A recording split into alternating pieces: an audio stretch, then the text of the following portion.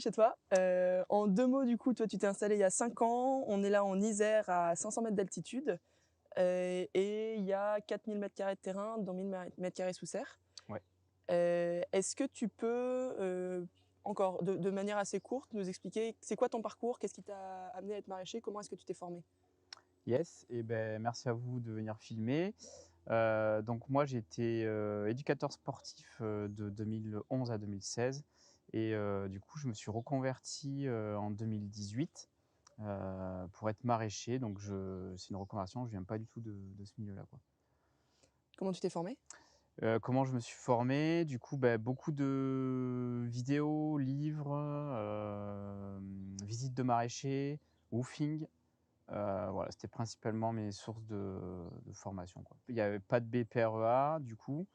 Vraiment je me suis formé tout seul quand même, ouais. Ce qui est pas forcément le mieux à faire, mais voilà, je me suis formé tout seul, et en fait, moi, je suis plutôt venu par, l'aspect, permaculture et c'était vraiment, il y avait beaucoup d'infos, mais il y avait pas d'infos très pro. Et c'est comme ça qu'après j'ai rencontré, le réseau maraîchage sol vivant et là j'ai pu avoir des accès à des informations plus, voilà, plus professionnelles et puis surtout que j'ai pu rencontrer des maraîchers qui étaient dans ce réseau et c'est comme ça que ça m'a vraiment lancé, donné envie et que j'ai pu vraiment, voilà, commencer avec des bases un peu plus sereines que juste des vidéos sur YouTube, où c'était un peu la cata au début, faut le dire. Du coup, là, dans le réseau Isère, vous êtes combien à peu près? Et dans le réseau Isère, je pense qu'on était à peu près 8 au départ dans le J2E, qu'on a monté. Là, on est 6, je crois, dans le J2E en tout, parce qu'il y en a un ou 2 qui ont arrêté. Après, des fois, on est plus nombreux parce qu'on fait des trucs un peu plus larges parfois. Des fois, on peut être une dizaine. Et il y a des maraîchers aussi qui sont installés ici après, qui sont arrivés, mais qui ne sont pas dans le J2E, mais qui font du MSV. Sur ton terrain, Ouais. du coup, ici, tu disais 500 mètres d'altitude. Tu connais un peu tes sols, qu'est-ce que tu as, enfin, avec quel outil tu travailles? On est à 500 mètres d'altitude, donc ce qui a son importance parce qu'on est quand même en Nord Isère, donc on a des printemps assez froids, des automnes qui peuvent arriver assez tôt, sauf cette année, exception. Ouais, ça a quand même son importance l'altitude chez nous. On a de la neige l'hiver, voilà, normalement on a des hivers assez marqués quand ils sont là, même si c'est vrai que ces dernières années ils sont moins marqués, mais on a quand même un climat assez marqué. C'est pas le Canada, mais c'est vrai quand même, on a des printemps forts, des étés, chauds et puis un automne, un hiver, plutôt frais et froid, souvent humide à l'automne quand même. Tu sais, c'est quoi un peu tes premiers gels à l'automne et tes derniers au printemps? C'est hyper variable. Je trouve que depuis que je suis installé, en fait, j'arriverai pas à te dire des dates, mais je sais qu'il y a une année, on s'est pris des gels, jusqu'à mi-avril, fin avril. Et on avait tous nos tomates, on s'appelait tous, on mettait 10 couvertures de P17, P30. À la fin, on a compris que ça servait à rien d'en rajouter une 5e. Donc ouais, ça c'est vrai que c'est chiant quand c'est comme ça, c'est crevant, on sauve pas toujours bien les cultures.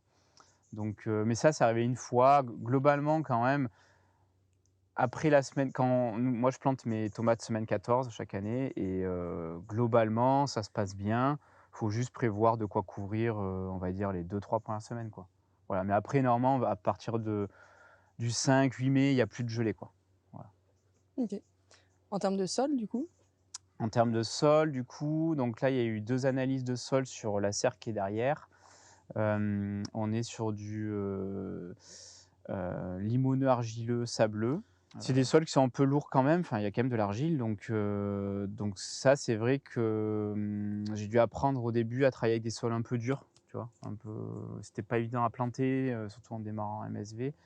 Voilà, donc j'ai dû apprendre à faire avec, quoi, avec des sols qui il faut que ce soit souvent, il faut que ce soit bien humide.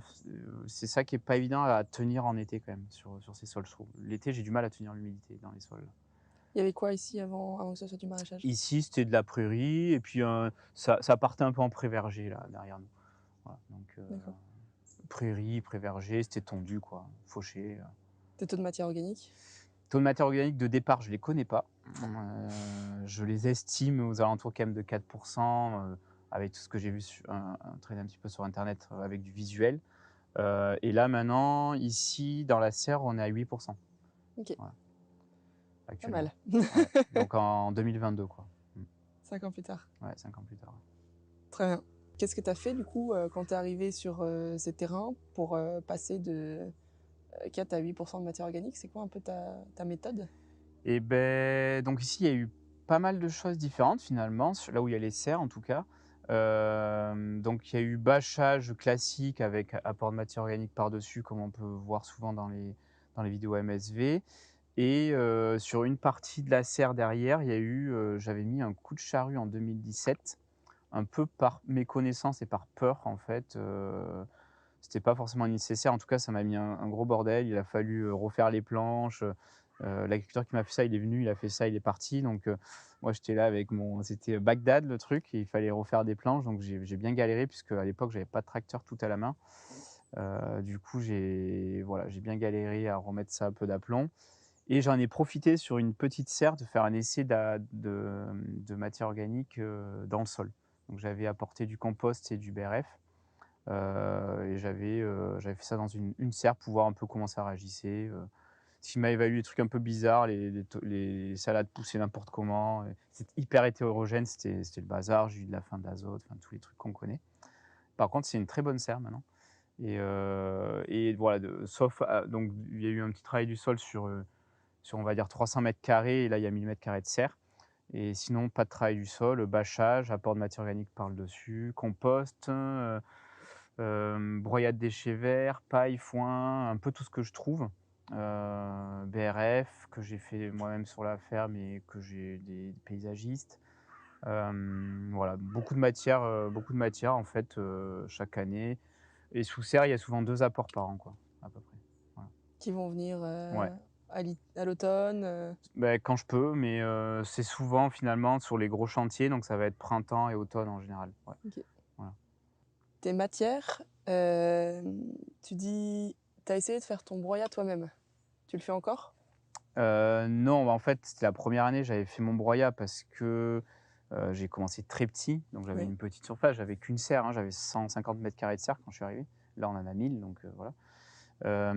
Et du coup, j'avais, beaucoup d'arbres à couper, donc ils étaient là. Donc en fait, j'ai fait venir un professionnel et on a broyé à 2 sur quand même un gros broyeur. Donc en 1 journée ou 2, on avait quand même fait des tas, conséquents, quoi. Je m'en suis servi sur, je sais pas, 600 mètres carrés, donc et puis j'ai mis une dose, donc voilà. Mais maintenant, oui, je fais plus, je fais tout venir, alors soit des agris, soit de la scierie, soit de professionnels de plateforme qui me les amènent par camion, entre 10 et 25 tonnes, quoi. Les agris, tu dis les agris te ramènent du broyat de déchets verts? Non, les agris me ramènent de la paille et du foin. OK, Ouais. d'accord. Tu sais estimer un peu les quantités, de ce qu'ils t'apportent? Ah, c'est assez variable quand même, mais moi, ce que j'apporte au sol plutôt, c'est ça que tu veux savoir? Bah, par an, par exemple, Par an? les Ouais. agris, ils te filent, combien de bottes de foin, de paille, Ah, les bottes, c'est assez aléatoire, mais j'en ai une dizaine par an. Je OK. me sers pas énormément du foin et de la paille, en fait. C'est plutôt sur des sur des trucs comme des courges, des choux, donc voilà, c'est pas j'en fais pas des sommes astronomiques. Je vais quand même beaucoup utiliser du compost et du broyat. Le compost, je fais rentrer 25 tonnes par an et le broyat, je fais rentrer, 25 tonnes par an. Voilà, Compost du coup, ça va te servir pour tes semis de petites ouais, graines?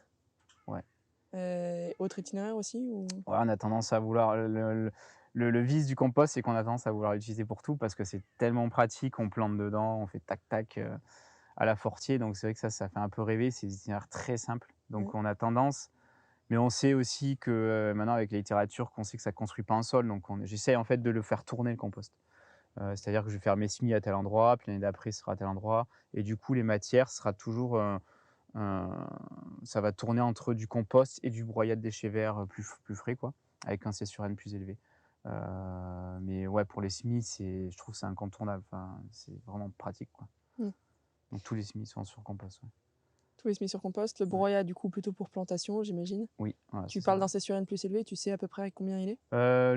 Le seule fois où le collègue Jean-Marie avait eu des je crois qu'on est à 40 en C/N. OK. Voilà. Tu l'as facilement ce broyat? Et ce compost d'ailleurs? Oui, alors cette année, c'est la première année où j'en fais pas venir parce que justement, je trouve que 8 de matière organique, ça commence à être pas mal et que peut-être je vais pouvoir un peu me calmer, et partir sur des itinéraires où j'en mets moins en fait et en fait, nous, là, avec la problématique qu'on a au printemps là de sol, froid, j'aimerais bien essayer de repartir sur des cultures de printemps, toutes les légumes primeurs sur, pas d'ajout de matière, donc sol nu. Sur ces cultures sol nu, donc gérées avec du désherbage, avec des outils manuels et sur les cultures d'été, bah, là, rapporter de la matière, genre du type foin, par exemple, Ouais. qui me posera pas les problèmes de froid qu'on a en début de saison, quoi. Pour moi, OK. c'est vraiment un souci parce que je veux arriver tôt en saison. Sinon, ça ne le serait pas vraiment, en fait, mais vu que je vais arriver tôt en saison, faut pas que j'ai des problèmes de réchauffement du sol et c'est vrai qu'on les a quand il y a trop de matière, quoi, on le voit. Ouais. Tu parlais aussi en matière de déchets de scierie. Ouais. Tu as eu des craintes à propos de cette matière? Ça se passe bien? Et Tu utilises beaucoup? donc les déchets de scierie, j'en utilise depuis 1 an et demi là, à peu près. Il y a un pré-compostage qui se fait de plus ou moins 6 mois quand j'ai le temps de les laisser. Après ça va au champ plutôt pour des choux, ouais, je l'ai plutôt utilisé que pour des choux, je crois, de mémoire, et courges cette année. Heu et c'est vraiment en paillage, donc il y a pas d'incorporation et souvent après quand la culture est finie, je viens mettre un coup de broyeur, ce qui va, accélérer un petit peu la décomposition de cette matière et après on a un mélange avec, soit la matière qui est en dessous qui était compost ou broyat de déchets verts. Ça mélange un petit peu les 2 et ça se décompose encore plus vite et j'ai pas observé sur toutes les cultures que j'ai faites, j'ai pas observé de problème, particulier avec, la pousse des légumes, quoi. Voilà. Tu mets quelle épaisseur, en paillage déchets de scierie? Je mets entre 5 et 10. OK. Ouais, entre 5 et 10, ouais. Entre On a 5 et 10, ça tient bien pendant la culture de choux qui est assez longue et ouais, puis, à la fin, le fait de venir le mélanger, le broyer et que ça mélange un peu avec le compost du dessous, ouais. c'est bien dégradé pour l'année d'après si tu veux semer des petites graines, par exemple. Alors, j'irai peut-être pas jusqu'au semis direct après, mais en tout cas, on peut faire de la plantation de mini-mottes Ouais, ou trucs comme ça, quoi. OK. Mais ouais, en tout cas, ça fait là, j'ai pu le tester, voilà, sur 1 an et demi en faisant tourner avec cette rotation choux, on broie une autre plantation et ça se passe super bien, j'ai pas de problème et c'est vrai que sur les choux, il y a vraiment pas d'enherbement, c'est vraiment super, quoi. Ouais Très pratique. Puis c'est gratuit, et c'est ça, c'est gratuit. bien. C'est livré et gratuit? C'est livré gratuit, ouais. C'est pas mal. Ouais, ça, c'est pas mal et comme je veux, quoi, enfin, Ouais. voilà, quantité que je veux. Compost et broyat, tu les as pour combien? Enfin, tu les avais pour combien? Compost, alors du coup, j'ai pas fait cette année, ouais et ce qui est important, c'est d'avoir le chiffre de cette année vu l'augmentation des Ouais, prix. Mais moi, j'étais à 270 € les 25 tonnes de compost et 250 le broyat, quoi. Les 25 tonnes, voilà, livré. livré, ouais. La plateforme est loin? Le compost, elle est à, côté de Voiron, donc je sais pas, une demi-heure, et celle de Saint-Savin pour le broyat, elle est plus loin, ouais, elle est plus OK. loin, donc je pense cette année, ça a dû augmenter, sensiblement, quoi. Je sais Ouais, pas de combien, mais OK. Du coup, tu dis la première année, tu as commencé sur des petites peut-être plus petites surfaces. Tu peux nous faire un peu l'évolution là, déjà, est-ce que c'était ton envie de commencer avec enfin de travailler avec 100 carrés sous serre ou, et ton envie a évolué ou alors c'était, y aller étape par étape? ouais. En fait, il y avait un choix un peu obligatoire dans le sens, j'étais en reconversion et je travaillais les 2 premières années, j'ai travaillé en même temps que je commençais le maraîchage. Donc il y avait un peu cette obligation de pas faire gros, sinon, je pouvais pas faire les 2. Hem, donc il y avait ce côté vraiment c'était ma façon de m'installer, c'est comme ça que je l'avais vu et en même temps, je trouvais ça bien dans le sens c'est vrai que c'était un principe de perma, souvent on voit commencer petit, grandir petit à petit, mais ce principe, il est vraiment pas con, je trouve, parce que tu fais les conneries que tu vas faire, elles sont mesurées, Mmh. voilà, à cette petite échelle et du coup, elles sont pas très graves, si tu les fais, bon, ben, voilà, si tu pas fait une bêtise sur 1000 m², voilà, 100 m², c'est quand même plus petit, quoi. Donc je trouve que c'était vraiment intéressant de commencer petit. C'est une reconversion, j'y connais rien, je suis pas maraîcher, pas de famille là-dedans, la seule chose que j'ai fait, c'est arracher les oignons des Cévennes quand j'avais 15 ans, donc voilà. J'avais aucune connaissance dans ce milieu-là et du coup, s'installer petit et grandir petit à petit, c'était vraiment, pour moi, c'était assez l'idéal quand même. Et du Ouais, coup, tu as commencé avec une serre, ouais, un petit tunnel, qui t'a pas coûté bien cher, j'imagine? ouais. Tu en avais pour combien? Ouais, un tunnel comme ça m'a coûté 500 € quoi, un truc comme ça, Ouais. ouais. Et l'année d'après, tu dis: «OK, c'est bon, j'ai besoin de Ouais, plus de place». c'est ça, bah, ça s'est pas fait l'année d'après, ça s'est fait sur 3 ans, je pense, le fait de passer de 100 à 1000 là. Ouais. Et ouais, chaque année, je rajoutais une serre. En gros, c'était ça, 1, 2 serres, je sais plus exactement.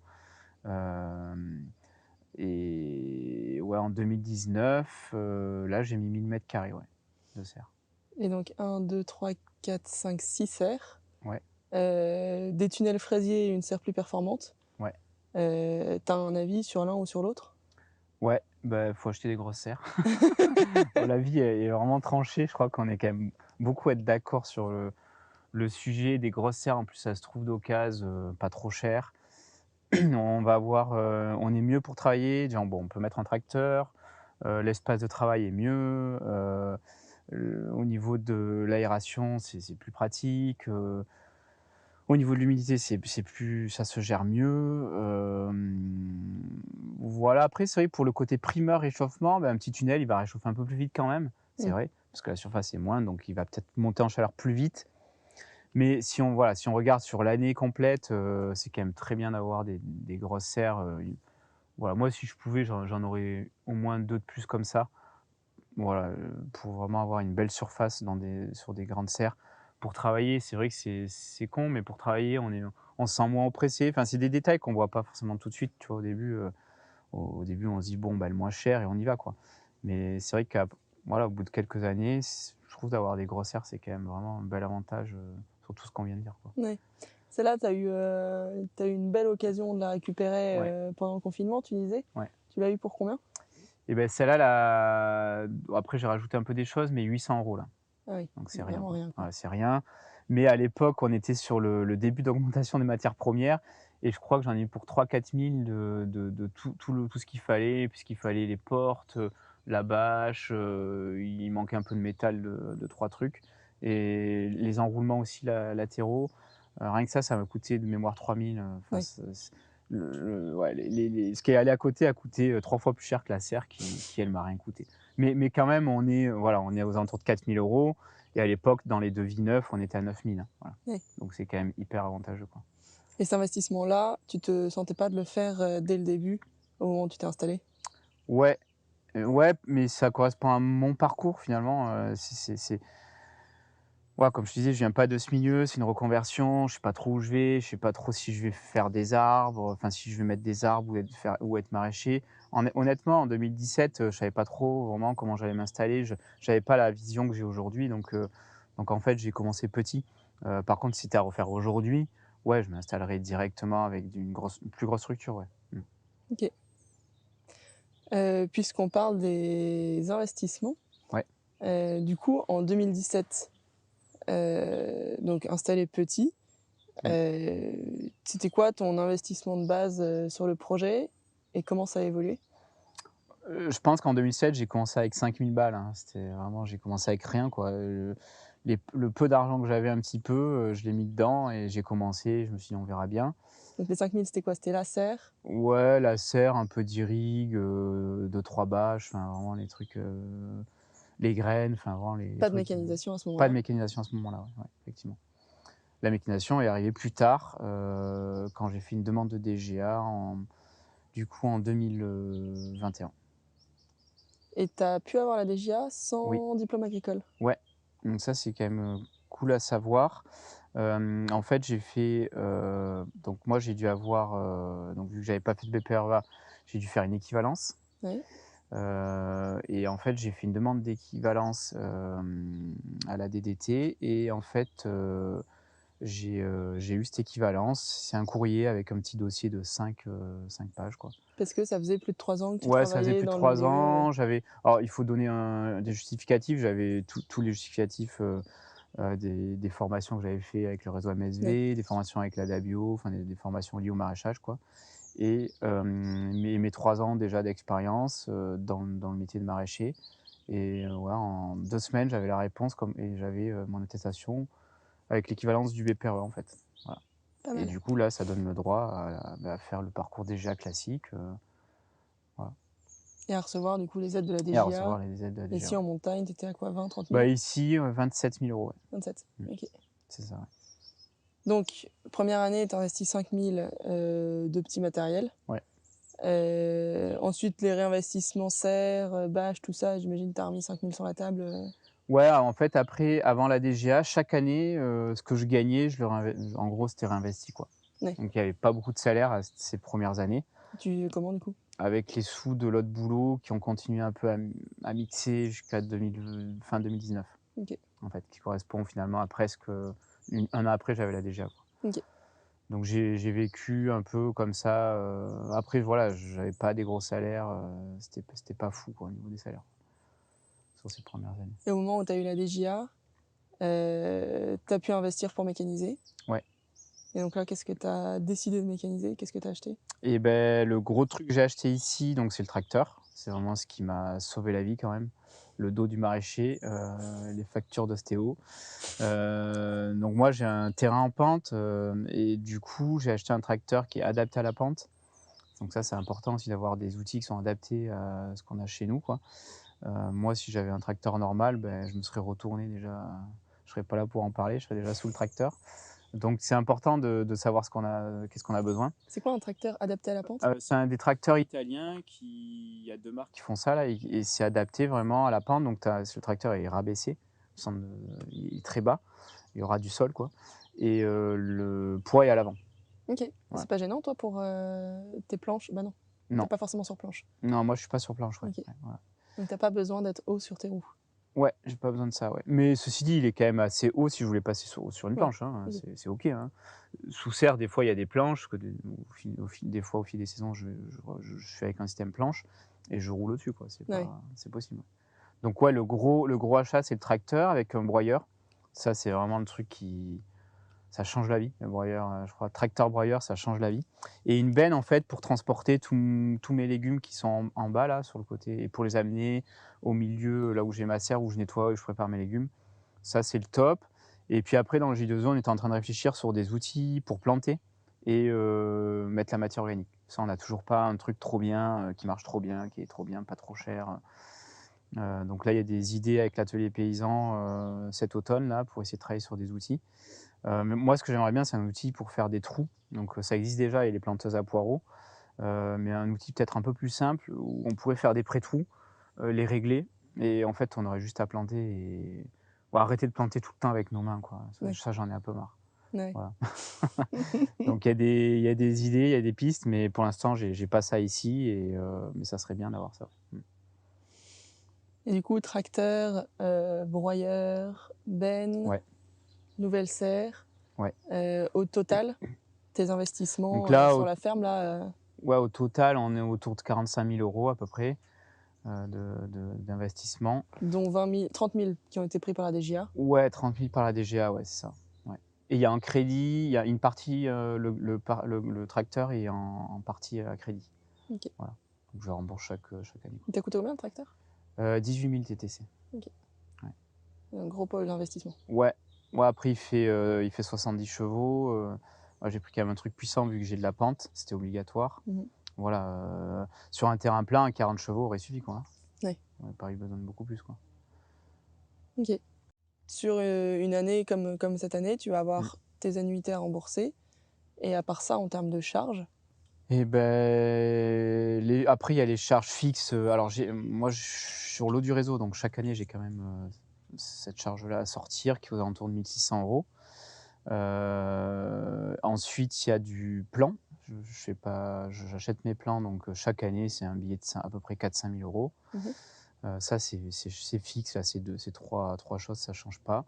Et puis après, il y a un peu d'achat de semences, pour faire mes semis, pareil, ça c'est des trucs chaque année, c'est pareil. Ouais, après c'est à peu près tout. Mmh. OK. Et du coup, tu arrives à te sortir combien toi, en salaire par mois? Et ben, je suis autour du SMIC là, 1 200 à peu près, quoi. OK. Ouais. Ton chiffre cette année, c'était? Les chiffres cette année, pas connus, hein, c'est pas fini, mais aux alentours de 35 000 de chiffre d'affaires à peu près. OK. Les années précédentes? 27 l'année dernière, 23 l'année d'avant, 15 l'année d'avant, je crois, de Oui. mémoire. Et donc ça s'explique par l'augmentation de tes surfaces et puis Ouais, peut-être, toi, tu es devenu meilleur aussi, à ouais, force de connaître ton terrain? c'est ça. Bah, en fait, on remarque chaque année, on gagne en compétences et en fait, sur les mêmes cultures, les rendements vont être meilleurs. J'ai fait beaucoup de tests aussi sur des mini-mottes, à l'automne où je plantais pas vraiment, je mettais vraiment, sur la matière où j'ai même tâté sur des bâches pour que ça aille s'enherber en essayant de gagner du temps et j'ai pris pas mal de cartons, ça marchait pas. Donc en fait, il y a eu beaucoup de tests aussi ici et alors que là, je fais de moins en moins de tests finalement et je sécurise de plus en plus mes itinéraires Mmh. et donc c'est vrai qu'on voit que chaque année, on gagne en compétences et en rendement en fait. Alors qu'on a voilà, sur la même culture, ça va être mieux en fait. On maîtrise mieux les itinéraires techniques, quoi. Donc ça s'applique comme ça aussi. Un objectif pour toi, en termes de chiffres, ce serait quoi? Moi, c'était 40 000 à peu près, donc on n'est pas loin. C'est ce qui est voilà, c'est ce qui pour moi c'est un bon compromis entre le temps de travail, temps de famille, repos, voilà, c'est ça qui serait bien, OK. 40 000. Sachant que du coup, tu es, seul sur la ferme, Ouais. tu emploies, tu as des stagiaires qui viennent t'aider de temps en temps? Ouais, j'ai des stagiaires qui viennent dans l'année. C'est pas non plus, j'ai pas des stagiaires toutes les semaines, hein. Pour donner une idée, je dois avoir, 6 semaines, où il y a 6 semaines par an, 7 semaines où j'ai des stagiaires. Il m'est arrivé d'embaucher les 2 dernières années quelques semaines par-ci par-là pour partir en vacances en été, parce que ma compagne étant prof, j'essaie d'avoir un peu du temps en été, ce qui est compliqué pour un maraîcher, mais j'essaye, Tu arrives facilement à te faire remplacer? oui, ça j'arrive à me faire remplacer, mais j'ai pas toujours le remplacement que j'espérais, quoi. C'est-à-dire que c'est pas évident de trouver quelqu'un, en fait, qui ce que j'ai remarqué, une embauche comme ça courte, c'est assez compliqué à gérer parce que faut que la personne ait quand même des compétences, faut qu'elle soit ultra motivée parce qu'on est en pleine saison, il y a quand même beaucoup de travail et le fait de pas l'avoir trop connue avant ou pas assez en tout cas, fait que c'est des embauches qui sont un peu tendues, un peu risquées, en fait. Sur les deux trois que j'ai fait, il y en a qui sont bien passés, d'autres moins bien, quoi, voilà. C'est quoi, Donc c'est un service remplacement ou c'est et des je passe par le contacts? service de remplacement quand je fais Ouais. ça, ouais, ouais. Ça, c'est chouette, on n'a rien à faire, pas de paperasse, ils s'occupent de tout, il faut juste que je trouve la personne, quoi, parce qu'ils ont pas assez de maraîchers, quoi. C'est pas indiscret, ça te coûte combien à la semaine? 750 € l'année dernière par semaine. OK. Et la personne faisait 35 heures, hein. Voilà. OK. Mmh. Ouais, c'est bien. Ouais, c'est bien, carrément. Et donc toi, ça te permet de prendre des congés. Ouais. Tu prends, aussi sans forcément chercher à te faire remplacer à d'autres moments de l'année peut-être? Oui, bah, moi, j'ai ma commercialisation, elle va de avril plutôt à janvier. Donc, il y a quand même des moments où je suis beaucoup plus cool et je prends 2 semaines de vacances depuis toujours à Noël. Mmh. Donc j'ai 2 semaines par an sûres, ça c'est sûr, c'est depuis que j'ai commencé, j'ai toujours eu ces 2 semaines et après en fonction des années, j'arrive à prendre, 3, 4, 5 semaines, mais ça dépend. Cette année, par exemple, j'en ai pris, je vais en prendre que 3 quoi. Voilà, ça dépend des années, quoi. Ouais. Tu me disais un de tes objectifs en t'installant, c'était de réussir à avoir un temps de travail qui tourne autour des 35 heures et la Ouais. majorité de tes week-ends. Tu y arrives? Ouais, j'y arrive de mieux en mieux, en fait. Ouais, c'est pareil, ça, c'est des trucs qui sur les années qui passent, j'arrive à plus prendre ce temps-là, en fait. Mais il faut se faire violence souvent parce que c'est quand même du temps, qu'on prend alors qu'on n'a pas fini un truc. Enfin, voilà, j'hésite pas maintenant à me dire: «Je prends ce temps» et même si c'est pas fini, on verra lundi, quoi. Ce qui fait des semaines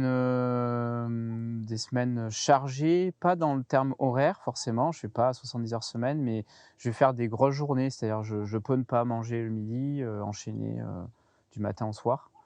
Mais il y a cette motivation que je travaille pas le week-end, et que je prends du temps pour moi, le soir ou même en journée. Des fois, ça peut m'arriver de partir 2 heures, faire du sport, voilà, je prends ce temps-là, quoi. Voilà. OK. Tu arrives à prendre ce temps. Ouais, je le prends. Il y a vraiment une différence sur, quand même sur j'arrive et je le prends. Parce Ouais, qu'en fait, pour la plupart, là, quand on a ces micro-fermes, on travaille chez nous, on a la maison à côté, machin. Donc en fait, mon temps, je pourrais travailler du lundi au dimanche. Si j'avais pas d'enfant, que je vivais tout seul, je pourrais faire, du 80 heures semaine. Mais en fait, j'essaie d'avoir cette discipline. C'est une discipline, hein, en fait, de se dire, il m'arrive de marquer un peu mes semaines quand j'ai le temps et il y a souvent, ça fait rire souvent les stagiaires quand je le montre, il y a écrit, lundi 9h midi, temps pour Lionel, vélo. Voilà et c'est en fait, c'est dans mon agenda et c'est un temps pour moi. En fait, c'est un temps pour moi, c'est ça rentre dans le temps de travail. C'est pas du temps de travail, mais je le rentre dans mon agenda en me disant, «Beh, ça, ce temps, il est pour toi, faut le prendre». ouais, Ouais. Donc tu vois, c'est pour ça qu'il y a une nuance à dire, je le prends j'ai du temps et j'en prends ou je le prends. En fait, je décide de le prendre. C'est plutôt, un acte de ma part, quoi. ouais, Voilà, parce que si je veux, j'ai tout le temps du travail, hein, comme chaque maraîcher, on s'arrête jamais. Il y a toujours un truc à désherber, toujours un truc à c'est ça. faire. Moi, je vise 30 heures semaine, hein, c'est Ouais. vraiment mon objectif. Donc c'est très dur, j'y arrive pas, mais on s'y rapproche parfois. En ce moment, on est à peu près à 30 heures semaine, par exemple. Voilà, en étant prêt, évidemment, je le dis, à faire des journées où ouais, je pose en fait, je suis calé sur les horaires de mes enfants, vu que je les amène à l'école et du coup, je pose les enfants à 8h20, je viens, je me change, j'attaque et jusqu'à 16h, je bosse, et donc il y a plein de fois où j'arrête pas à midi, quoi. Oui. Mais j'aime bien ça et je me dis qu'à 16h, bah, je peux aller chercher mes enfants à l'école, 16h30, qu'après le soir, je peux avoir aussi d'autres trucs. D'autres activités, voilà, j'essaie d'avoir une vie à côté, pas que le maraîchage. Ça, c'était vraiment important pour moi depuis le départ, quoi. Voilà. Mes 2 prochaines questions sont un peu liées. Oui, Heu, Comment tu organises ta semaine? Et la suivante, ça va être, c'est quoi tes débouchés en commercialisation? Ouais, j'imagine que les 2 OK. sont liés. Ouais, bien sûr et ben, bon, on va mixer les 2 dedans, mais moi, ma semaine, elle commence, par les récoltes, le lundi souvent. Lundi, mardi, c'est récolte et livraison d'AMAP sur Grenoble. Ça, c'est le gros temps de la semaine parce que c'est ma grosse commercialisation. C'est 70 de ma commercialisation sur le chiffre d'affaires et en termes de temps, ça correspond aussi à peu près à ça et après la semaine est moins violente en termes de commercialisation et je suis plus, à travailler en fait, au jardin en plantation, suivi de culture, voilà, faire ce genre de choses, et la commercialisation, le mercredi, j'ai une petite AMAP, où ils viennent chercher les paniers ici. Donc je prépare les paniers, ils viennent le soir, ils sont autonomes. Et après le jeudi, vendredi, je vais livrer le magasin de producteurs qui est juste à côté, le village d'à côté, à Saint-Simon-de-Brécieux.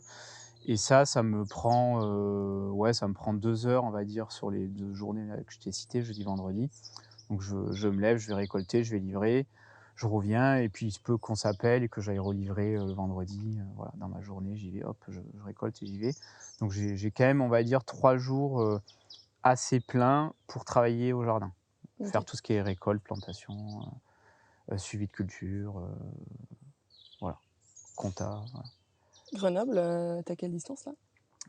On est à 50 kilomètres à peu près. Donc ça te prend 1 heure Ça me aller, 1 heure prend retour, en gros, je pars à 4h, je pars le mardi à 16h30, et je reviens en général à 19h30-20h à la maison, quoi. OK. Parce que je reste, ça c'est quand même important de le dire, je pourrais revenir en gros à 18h45, donc ça serait assez efficace. Mais de plus en plus je reste, quand je fais les distributions. Je trouve que c'est important de voilà, de mettre du lien avec les clients, les Amapiens qui s'engagent, c'est quand même chouette de pouvoir discuter avec eux. Puis ça permet des fois de se détendre sur certains sujets Mmh. où en fait ils osent pas te dire qu'ils en ont marre d'avoir tel légume, il y a beaucoup d'incompréhensions qui sont liées souvent dues au fait qu'on n'en discute pas et le fait que je reste de plus en plus, je vois que ça fait du bien à tout le monde, quoi et même à moi. Enfin, tu vois, on est souvent moi je suis bosse seul, donc finalement c'est chouette de parler avec les gens. C'est eux qui consomment mes légumes, c'est eux qui me font vivre, hein, c'est grâce aux AMAP que je vis. Donc je trouve que c'est un donnant-donnant quand même chouette. Donc je reste de plus en plus, aux distributions des AMAP. Donc ça rajoute un peu de temps de travail, mais franchement, c'est pas bien grave. Puis autant que tu ailles à Grenoble, autant Ouais, autant prendre le temps de faire les ouais. choses et pas partir en courant, C'est une AMAP que voilà. tu as créée toi-même ou qui existait Non, déjà? Elle était déjà créée, ils cherchaient un maraîcher, il y avait un maraîcher qui a arrêté et ils m'ont appelé, quoi. Trop Ça s'est chouette. passé comme ça, ouais. Tu dis c'est 60% de ton chiffre, 70% de ton chiffre. Ouais, à peu près. Euh, T'as plusieurs paniers, c'est quoi le prix moyen d'un panier? Ouais, j'ai, plusieurs paniers. Le prix moyen, on va dire que c'est 13 €. J'ai 3 paniers en gros pour les personnes seules, les personnes qui mangent pas trop de légumes mais ils savent pas trop et puis les familles. Nous, ce qui nous intéresse plus, c'est les paniers famille. On aimerait bien en vendre plein. Mais ouais, j'ai ces 3 paniers, avant j'en avais 2, mais je me suis ouvert à faire une nouvelle formule avec le petit panier là, parce qu'il y avait pas mal de gens seuls, et du coup, ils voulaient pas prendre un panier, pour 2 parce que ça faisait beaucoup et comme ça, j'ai récupéré, 7-8 clients quoi, on va Ouais. dire. C'est quoi tes 3 prix du coup? Du coup, c'est 9, 13 et 18. Ok. Voilà. Et t'as combien d'Amapiens là-dedans? Si on regroupe les 3 AMAP, j'ai environ, ça dépend des années, ça fluctue, mais 40-45 paniers T'en semaine. as 3 à Grenoble? J'en ai 2 à 2 Grenoble, à une Grenoble et ici. une ici. Ok. Ouais. Donc ça fait 45 paniers à peu près semaine. Ok. Voilà. D'accord. Et t'en as 2 à Grenoble. Ouais. Ok. Et celle ici, pareil, c'est toi qui l'as.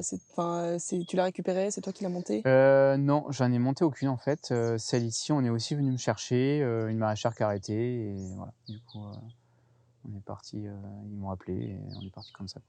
D'accord. Et le magasin de producteur, du coup, là, ça représente 30% de ton Ouais, chiffre? ouais, entre 20 parce que je fais un tout petit peu des fois de ventes exceptionnelles, l'été Ouais. et ça représente un petit chiffre quand même. Mais le magasin, ouais, ça com le magasin et la vente, au détail exceptionnelle ici, ça complète le reste du chiffre d'affaires, ouais. Mmh. C'est quoi ton seuil minimum à partir duquel tu vas aller livrer le magasin de producteur? Mmh. J'en ai pas parce que quand j'ai commencé avec eux, en fait, avant, je faisais de la vente directe ici, chez moi Oui. et ils m'ont proposé de venir au magasin. Moi, ce qui m'arrangeait bien, parce qu'ici, en fait, je passais beaucoup de temps pour des ventes, des fois bien, des fois moins bien, c'était assez fluctuant. Et le fait d'intégrer le magasin, je trouvais ça vraiment chouette, ça avait plus de sens pour moi de bosser avec d'autres, producteurs, en fait. Et du coup, je me déplace, ça varie entre 150 et 200 € la semaine, quoi, Ok. on va dire. Après, je suis à 5 minutes, voilà. Ouais, c'est juste Donc à côté. ouais, juste à côté. Quand tu te déplaces pour 150 € pour 5 minutes, bon, ça va. On a connu pire, voilà. Ouais. Ok. Et tu parlais de l'eau tout à l'heure, tu dis que tu es à l'eau Ouais. du réseau. T'as pas eu le choix, un puits ou un forage, c'était pas autorisé, c'était trop cher. C'est quoi la réflexion derrière ce choix-là? Ouais, bah, la réflexion, j'avais fait venir quelqu'un pour voir si on pouvait faire un forage. Apparemment, il y a de l'eau, mais c'était pas fou, donc fallait construire un bassin, donc forage, bassin, avec autorisation peut-être pas acceptée, ça je suis pas allé jusque-là, mais il y avait un gros billet, et moi j'étais un peu frilé du gros billet quand même. Je voulais pas investir autant, je savais pas trop où j'allais, donc eau du réseau, ça m'a semblé assez simple. Voilà, je sais que c'est à peu près 150 € par mois, voilà, il y a l'eau, quoi. Voilà, c'était facile à mettre en place, pas d'investissement de départ, donc c'était vraiment un choix financier et puis, d'efficacité aussi puisque direct j'avais de l'eau et je pouvais commencer, quoi. Voilà. Ouais. Du coup, tu as une visibilité assez claire sur ce que tu consommes en eau par an? Ouais, j'ai un compteur, donc je sais exactement ce que je consomme, ouais. Mmh. Tu sais me dire? En mètres cubes? Ouais. 1800 mètres cubes, je crois, de mémoire. Ok. 1800 mètres cubes par an, ouais. Donc 1800 mètres cubes Ouais. pour 4000 mètres carrés de Ouais. culture, dont 1000 sous serre. Et sachant que la pluviométrie moyenne ici, c'est 750 millimètres à peu près. Pas mal. Voilà. À propos des plants, tu dis que tu achètes tes plants. Est-ce que ça a toujours été le cas? Est-ce que tu as essayé d'en faire toi-même? Et quelle est la réflexion que tu as eue autour des plants? Et ben ouais, les plants, donc j'ai commencé moi-même, donc j'avais un esprit très autonomie en fait quand je suis arrivé ici, je voulais tout faire moi-même, de A à Z, donc les plants, la non-utilisation de bâches, plutôt pas d'hybride. Enfin voilà, j'avais ces envies-là, ces idées-là quoi, au départ. Et les plans, ça a été, j'ai mis quand même 3-4 ans avant de me décider. Ça a été un parce qu'en fait, j'aime bien faire ça. En vrai, c'est quelque chose que je réussissais tout le temps, j'en vendais aussi, ici, on est à la campagne, donc il y a quand même j'avais beaucoup de gens qui venaient m'acheter des plants. Donc c'était aussi un moyen de me faire connaître au début, et je trouvais ça sympa de vendre des plants aux gens. Puis quand je les recroisais, ils me disaient: «Ah, ta tomate, elle est super» ou alors, «Ah, tu t'étais trompé, c'était une noire, hein, c'était pas une jaune, hein». Bon, on en rigolait et puis ça permettait de mettre du lien. C'est vrai quand on arrive dans un endroit, c'était sympa, je trouve, de faire de la vente de plants. Puis j'étais un peu le seul à faire en bio, en fait, aussi. Donc je me suis quand même un peu défoncé, j'avais toujours des gens qui venaient acheter des plants. Donc c'est quelque chose qui me faisait kiffer, j'aimais bien le faire. Et puis après, on voit quand on augmente les surfaces, quand on veut augmenter un peu la commercialisation, on voit que ça prend du temps. On se dit: «Bah, ouais, le week-end, ça me prend aussi du temps», et là, on se dit: «Bah, ouais, l'idée, c'est quand même aussi que je gagne du temps sur certaines choses». Et là, bah, là, c'est souvent par discussion avec des collègues en allant visiter des fermes. «Ah ben toi, tu as fait le changement, tu as fait le gap, qu'est-ce que tu y vois? Qu'est-ce que tu y gagnes?» Et en fait, ça nous fait réfléchir et puis après, bon, on réfléchit et puis après on passe le pas et puis après on revient pas en arrière. C'est ça, en fait, l'idée, c'est qu'une fois qu'on a les plants qui arrivent tous les 15 jours, en plus ça cadre, c'est des plants qu'on paye, donc on veut les planter. On les laisse pas trop traîner en général. Voilà, je vois depuis que quand je les faisais, je les plantais, mais c'est vrai que depuis que je les achète, voilà, j'y fais plus attention. Je me mets des missions à me dire, voilà, là il reste 300 plants, mais allez, je les plante, pac,. J'y vais, même si j'ai pas fini. Donc il y a ce côté, voilà, tous les 15 jours, j'ai du plan qui arrive, il faut planter, il faut planter. Donc en fait, ce qui est bien, c'est que je vois aussi grâce à ça ma planif, elle est vraiment liée beaucoup à ça quand même. On va dire 90 de ma planif, vu que moi je fais peu de semis, beh, c'est lié à ce temps-là. Donc je la vois en amont, ça me fait pencher dessus en novembre et après il vient, tac, il livre et bim, on envoie du plan. Et évidemment, j'ai gagné du temps, moi qui voulais avoir mes week-ends, j'ai gagné du temps sur le week-end. Heu, voilà, plusieurs fois, il m'est arrivé de partir chez des amis. Putain, il y avait un gel, ah, je rentre, j'avais oublié de mettre le P30, les plants abîmés, il faut replanter. Ou alors, je pars, tout le week-end, puis j'ai oublié d'arroser. Bim, tu arrives, les plants sont secs, il faut les refaire. Il y avait quand même toujours cette gestion du plan, qui était vraiment quand même prenante, en fait. C'est une charge mentale en moins aussi Mmh. et on en a pas mal quand on est maraîcher, donc en enlever une, c'est bien. J'ai trouvé en fait beaucoup de points positifs. On choisit moins nos variétés, mais franchement, on a quand même voilà, franchement, nous, avec notre producteur de plants, on peut quand même choisir vraiment nos variétés, quoi, et ça va. C'est pas un truc réduit avec que de l'hybride, avec une variété. Enfin, on a le choix d'avoir à peu près ce qu'on veut. Et moi, finalement, je me retrouve avec mes variétés que je faisais moi, au jardin et pour les clients. Et du coup, j'ai à peu près les mêmes variétés, sauf que je le fais plus. Et j'ai vraiment gagné ouais, en termes de temps de travail, de charge mentale et financier, c'est peut-être un peu plus cher. Faudrait faire le calcul, mais ouais, rien que sur les 2 autres aspects, gagner sur ces 2 aspects, ouais, c'est trop bien. Ouais, en fait, toi, ça répond à ton objectif qui est aussi d'avoir un temps de travail limité pour Ouais, pouvoir avoir ta vie à côté, c'est ça. trop bien. Bah, écoute, on va aller voir tes serres et Yes. tes jardins.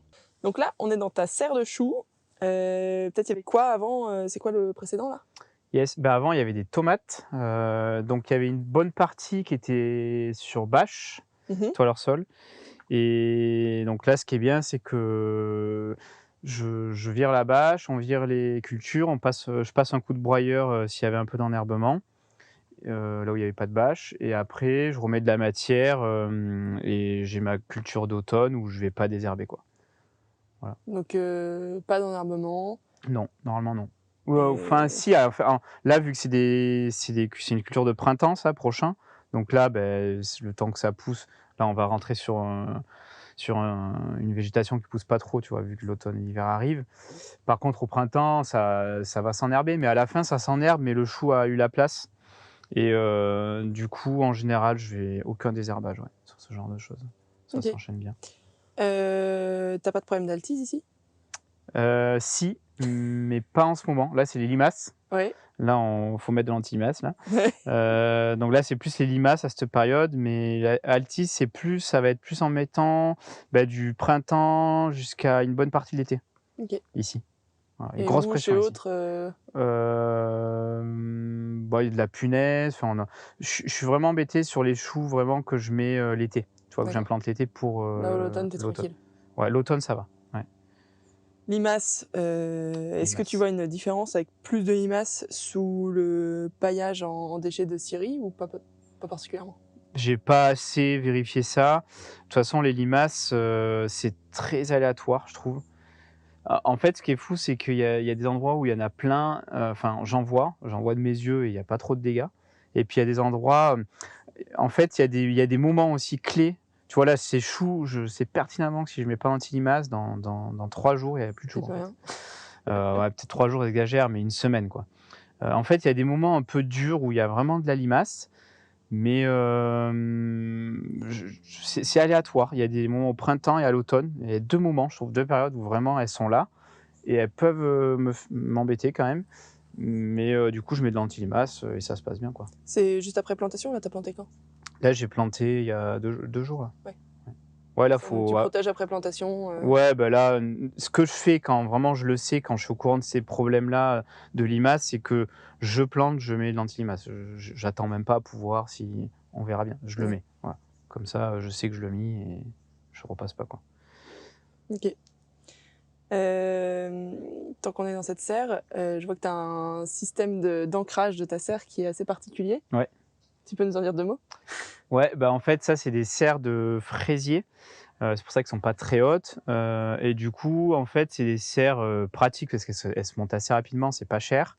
Donc c'est un arceau, qui est au sol, c'est pas enterré, mais c'est au sol et après on a mis un piquet bois et après on vient sertir avec une machine là, pour vraiment comprimer le poteau Avec avec le piquet, l'arceau ouais. et du coup, bah, on a une serre qui est montée très rapidement.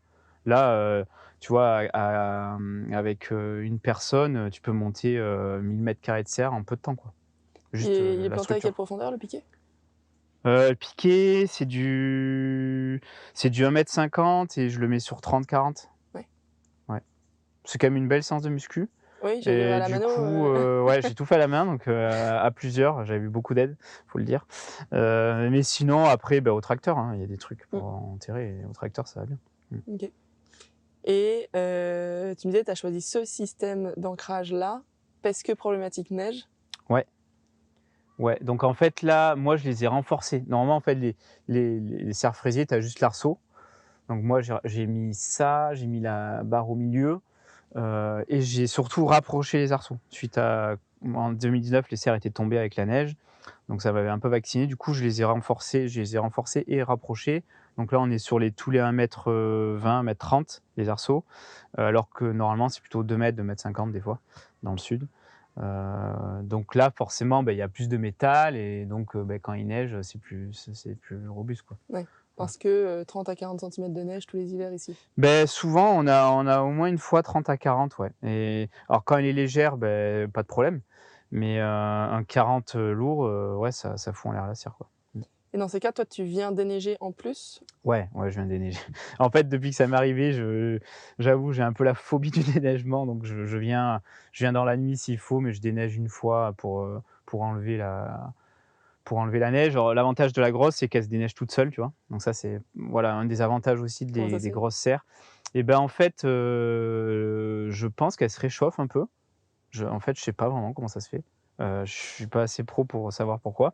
Mais à chaque fois que je suis venu, je regardais en fait, la neige tomber, quoi. Elle se déneigeait toute seule. OK. Voilà, donc Peut-être que comme c'est sur des bords droits, sur ouais, le c'est ça, il y bord, a plus il y de a plus bords de pente droits. sur le haut. Ouais, il y a peut-être plus de pente et du coup en fait, ça fait des cassures, tu vois? Et du coup, la neige, elle tombe. Donc tu as pas du tout à déneiger. Alors que les petites, la neige, elle vient vite stagner là, Ouais. avec les bâches qui sont un peu comme ça. C'est pour que alors ça, c'est pour le vent et du coup, pour la neige, alors pour le vent, c'est bien, mais pour la neige, c'est moins bien. Voilà, donc c'est des compromis. L'avantage de ces trucs-là, c'est que c'est vrai que tu peux monter 1 000 m² de serre avec très peu d'argent, voilà, Ouais. et rapidement. Alors, moi, je suis basée dans l'Ouest, j'ai pas du tout l'habitude de la neige, mais comment tu déneiges? C'est avec un balai? C'est, Ouais, des on filets? a C'est si on ce qui est bien à 2 en passant avec une grosse corde et moi, vu que je suis tout le temps tout seul, à 3 heures du mat, il y a pas trop de potes pour venir déneiger une serre. Donc quand je viens, j'ai un gros balai, qui se rallonge en fait, qui va jusqu'en haut et Ouais. j'arrive à faire tomber la neige, quoi. Ok. Voilà. Ouais, c'est un peu mission, mais l'année dernière, j'ai pas fait, mais toutes les années, il y a la petite séance de muscu de déneigement. Souvent, c'est dans la nuit, évidemment. Sinon, c'est trop facile. Ouais. Ok. Voilà. Trop bien. On va aller voir les autres serres. Allez. Donc là, on est dans ta deuxième serre, enfin la dernière que tu as montée, la plus grande. Oui. C'est quoi un peu les cultures précédentes? Bah, un peu pareil que les autres, c'est-à-dire des cultures d'été, melons, concombres, aubergines. Ici, il y avait pas de tomates. Et avant les mâches, là, j'avais de la carotte sur Easy Top au printemps, qui a duré assez longtemps parce que j'ai eu une très belle récolte. Pour une fois, j'ai pas eu de problème avec les rats-aux-pieds. Parce qu'ici, j'ai beaucoup de campagnols et rats-aux-pieds de base. Et du coup, vu qu'on travaille plus trop le sol, ils sont bien là. Et j'ai eu la chance cette année d'avoir des chats qui sont venus par dizaines, quoi, presque. Et du coup, qui ont bien bossé. Et donc, j'ai eu des super carottes. Donc là, vu que c'est resté assez longtemps, après les carottes, j'ai bâché. J'ai repassé un coup de broyeur, parce que c'était pas hyper plat, quoi. Et après, j'ai pas remis de matière et j'ai débâché. J'ai rebâché, pardon, avec des bâches trouées et j'ai mis ma mâche, quoi. Voilà. T'as dû désherber un peu tes carottes sur Easy Top ou t'as réussi à t'en passer? Franchement, je suis passé 2 fois 10 minutes, quoi. Ok. Ouais, 2 T'avais fois 10 quelle minutes. densité? Les carottes? Ouais. Je sais pas, tu avais de la carotte tous les 5-10 centimètres? Ouais, ouais, 7 peut-être, 7 Ok. centimètres. Trop bien. Et content de ce que propose Easy Top du coup? Je suis content de l'EasyTop donc moi je suis sur radis et carottes depuis Ouais. 2 ans là. Ouais. Je voulais tester sur mâche cette année, mais j'ai pas pu, mais je vais le tester l'année prochaine. Ouais, sur ces 2 cultures, je trouve ça vraiment sur radis, c'est assez fou, c'est encore plus fou peut-être sur radis. Parce que du coup, tu as vraiment, genre j'ai des plants tous les 3 centimètres et ce que tu peux pas faire avec un semoir, quoi. Voilà. Donc là, des fois, je fais une ligne, j'ai une botte, quoi. Donc là, il y a des rendements de fou, ça coûte pas très cher. C'est fait en 2 minutes, tu déroules le truc, tu mets un peu de compost ou du sable. C'est pas mal l'EasyTop, ouais, j'aime bien. J'aime bien en tout cas sur ces 2 cultures-là, je trouve que c'est vraiment intéressant. Et mâche, je pense qu'il faudra tester aussi. Sachant que tu as l'aspersion sous serre Oui. et que donc tu peux mettre un coup d'asperceur pour appuyer le papier Easy Top et Oui, alors bien garder humide. ouais, mais ça c'est en fait, une fois qu'on commence à bosser avec le compost, ça y est, on est habitué, on sait qu'il faut, que ça reste humide. Donc en fait, là, je commence à mettre tout automatique, donc je mets 3 aspersions de 5 minutes par jour. Les premières journées, je viens vérifier jusqu'à ce que ça lève, quoi. Et une fois que ça a levé, on retourne sur de l'irrigation normale et voilà, ça pousse, quoi. Et avant de poser l'Easy Top, tu es sur un résidu de culture, tu es sur Ouais, la matière ouais, broyée. j'essaye, d'être plutôt derrière un compost où j'aurai pas de gros trucs. Ouais. Et l'idéal quand même, alors cette année, j'ai eu un petit peu de problème. Au début, j'avais failli les enlever même, mes carottes, enfin, passer à autre chose parce que ça marchait pas. En fait, j'avais mis mon papier et les râteaux-pieds passaient dessous, donc ça faisait vouh, donc l'EasyTop faisait ça. Et en fait, vu qu'il faut qu'il y ait un bon contact avec le sol, et du coup, ce qui poussait, c'était un peu jaune. Et je me suis dit: «Putain, j'ai une fin d'azote», alors que moi, j'ai plus de fin d'azote, quoi, ici. Et donc je comprenais pas trop ce qui se passait. Et en fait, effectivement, c'est ce manque de contact au sol qui faisait qu'elles avaient du mal à pousser. Je les ai rappuyées quelques fois, je suis repassé quelques fois à la main pour appuyer et en fait après elles ont réussi à pousser et elles ont passé le cap un peu où elles étaient un peu entre le sol et le compost et la terre, et ça a quand même marché, j'ai eu des beaux rendements. Mais c'est vrai qu'il y a ce problème-là avec l'EasyTop. Dans l'idéal, il faudrait qu'il y ait eu une culture bâchée avec un fin de résidu où on soulève et on plante quasiment sol nu. Voilà. Pour qu'il y ait vraiment ça va direct sur la terre et après on met une couche de compost par-dessus. Enfin, moi je mets du compost, on peut mettre du sable ou de la menu paille ou enfin, voilà. Tu mets quelle épaisseur en compost par-dessus? Pas beaucoup, hein, vraiment une petite épaisseur, tu vois là-bas on le voit, il y a 2 centimètres quoi, il faut que ce soit bien recouvert. J'ai remarqué aussi qu'il faut quand même soit bien recouvert. Si on n'en met pas assez, si on fait un peu le feignant, qu'on n'en met vraiment pas assez, ça va vite sécher. Ouais. Tu vois? Vu que le papier, il est quand même blanc, ça va vite sécher quand tu arroses. Donc en mettant une petite épaisseur dessus partout, de manière uniforme, ça fait que ça lève super bien, et ouais, c'est 2 centimètres partout, quoi. 2-3. Il y a pas besoin d'en mettre beaucoup, en fait. OK. Là, donc tes cultures d'été, elles sont retirées. Euh, tu les as implantées quand et tu as commencé à avoir des légumes quand? Puisque tu dis que tu travailles un peu la précocité. Quand est-ce que j'ai implanté les premiers légumes, tu veux dire? Tes séries T'es d'été, sûr? légumes ratatouille. Ici, semaine 14, on est à peu près pareil partout, entre semaine 14 et semaine 16. Donc ça fait du mi-avril.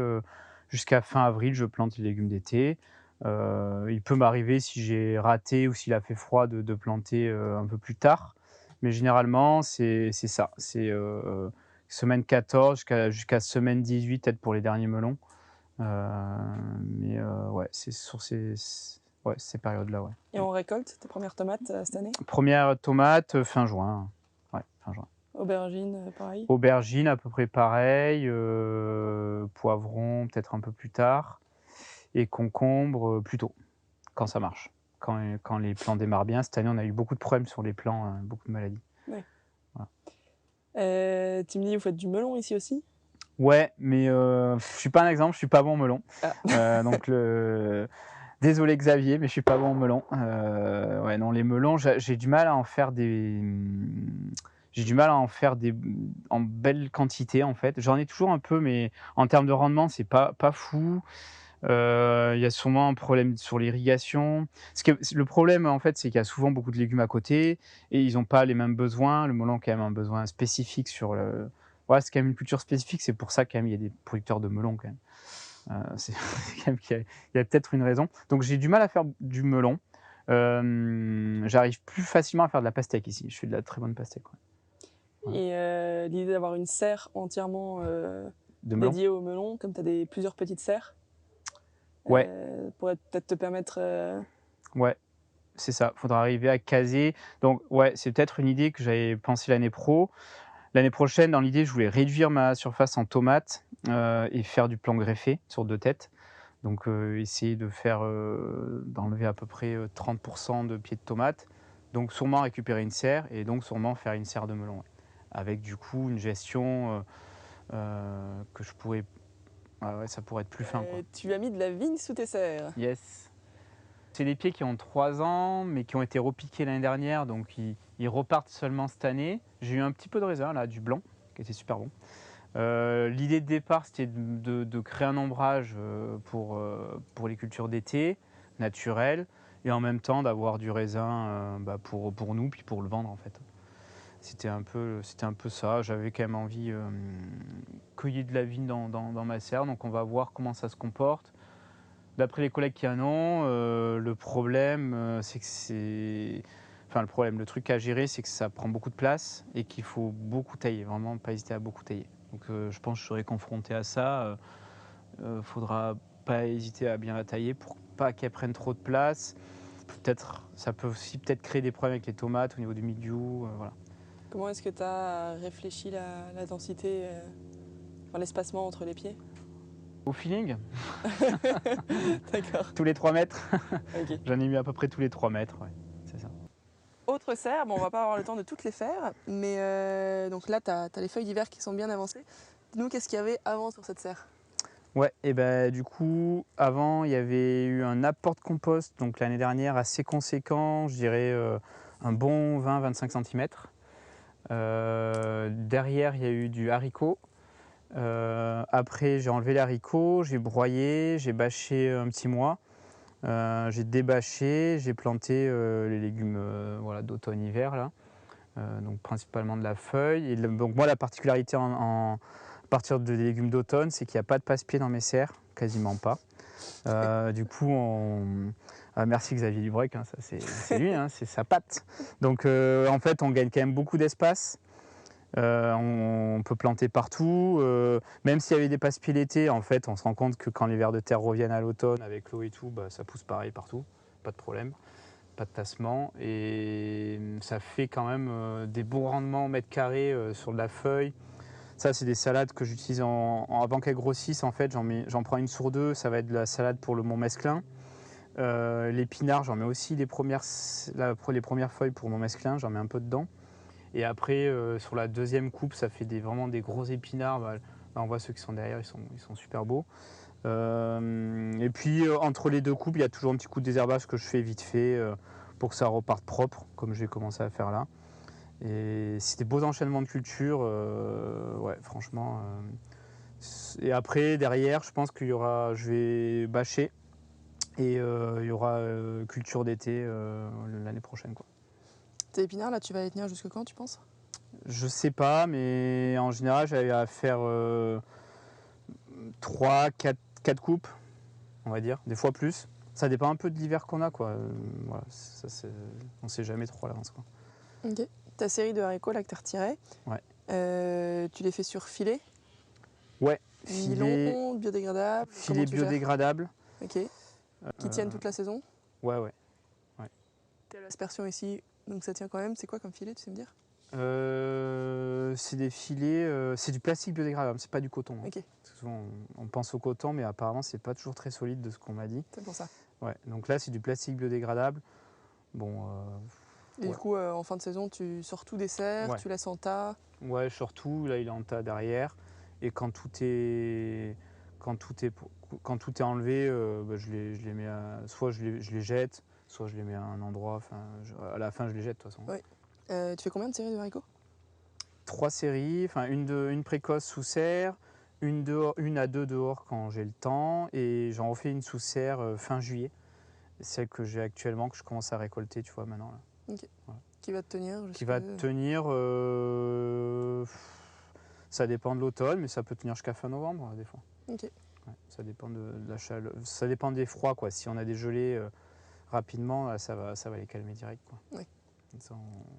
C'est un peu le loto, là, celle de juillet, mais ça fait quand même avoir au moins, je peux au moins récolter une fois ou deux dedans, et les clients sont contents. Les haricots, vu qu'on est sur des plantes entre guillemets neuves qui repartent, on est sur des haricots qui n'ont pas de fil. Et à l'automne, là, c'est vraiment bienvenu. Les gens sont vraiment contents d'avoir du haricot. La patate douce, t'en fais depuis longtemps? Patate douce, et donc avant, je les faisais avec mon collègue Jean-Marie chez lui. Et donc là, cette année, je les ai refait chez moi là, pour réessayer. J'en ai fait dehors 150 mètres carrés, et j'en ai fait ici environ 100 mètres carrés, dans 3 serres différentes. Moi j'ai le problème de rongeur, donc ça ils adorent les patates douces, donc en général c'est festin pour eux. Donc cette année dehors j'ai réussi à faire environ 200-250 kg de récolte. Ce qui est pas fou, mais en fait je les ai enlevées avant qu'elles se fassent trop abîmer par les ratopiers, quoi. Donc j'ai pas mal de patates qui étaient un peu mordillées, il y a un peu de tri quand même. Mais j'avais des beaux rendements et on sentait que si je les laissais, on partait sur des trucs balèzes, quoi. Voilà. Donc patates douces, ouais, un peu compliqué par mon problème rongeur ici, quoi. Tu les as sortis quand là en extérieur du coup? En extérieur, je les ai sortis il y a 2 semaines, je dirais. Et là, Et sous serre, en fait, c'est juste que j'ai pas pu bien les irriguer, donc c'est le comble, elles sont en retard.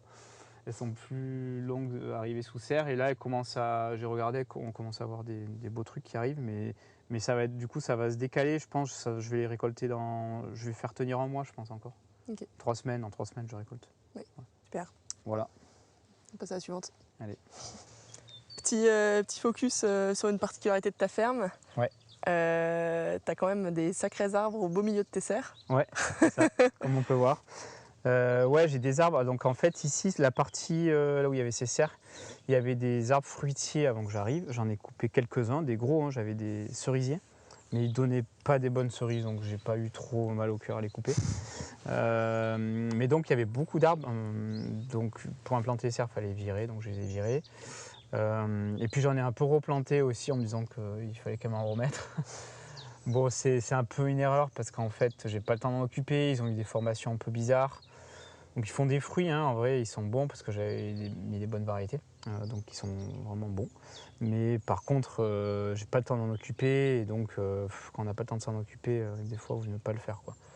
Donc ils sont là, c'est sympa pour les enfants, pour nous, mais c'est à titre perso, quoi. Voilà. Oui. Puis je vois, tu as essayé d'optimiser tous les espaces entre les serres. Ouais. Là, tu as 1 à 2 mètres entre les serres. Tu es venu mettre des fruitiers dedans. Ouais. Ouais, c'est pas évident parce que quand je viens couper avec le rotofilm, c'est toujours un peu pénible d'aller couper là-dedans. C'est un peu le bazar, c'est compliqué à gérer. Ouais, c'est peut-être pas à faire en fait. Pas comme ça peut-être. Voilà. Si on peut. Bon, toi, t'as fait comme ça parce que t'étais limité en espace. Ouais, j'étais limité dans l'espace, puis j'avais cette idée d'optimiser un peu les espaces en fait. Mais ce qui fait qu'au final, je les ai optimisés, mais au final, les arbres, ils ont des tailles, ils ont pris des formes un peu bizarres et en fait, je vais perdre en rendement. Donc en fait, j'ai mis quand même du temps à les planter. Je les ai paillés les premières années. C'est beaucoup de temps pour pas grand-chose en fait, au final, à la Ouais. fin. Donc c'est plutôt ça qu'on peut retenir. C'est bien de planter des arbres, mais je pense qu'il faut le faire bien. Faut le faire de manière pro, quoi. Voilà, faut le faire correctement et pas comme ça, vite fait, entre deux serres. C'est pas la meilleure idée, quoi. Voilà. Et celui-ci, là, qui est juste devant l'entrée de ta serre, Ouais. pas trop contraignant? Non, parce que là, je rentre pas au tracteur. En fait, je rentre au tracteur par derrière. Ok. J'ai fait un accès par derrière, donc du coup, c'est pas contraignant. Et puis pour récolter, je peux passer avec ma brouette s'il y a besoin. Donc non, c'est pas contraignant. Ouais. Puis il fait de l'ombre quand même. Franchement, en été, c'est fort agréable. Pour les cultures, pour moi. Tu cherches l'ombre, toi? L'été, en fait, l'été, il fait chaud. Ouais. Il fait très chaud quand même ici. Donc, ouais, du coup, l'été, il faut qu'on ait de l'ombre. Ouais. Et au printemps, tu parlais de précocité. Ouais. Je vois aussi les haies qui sont assez importantes et proches de tes serres. C'est pas gênant?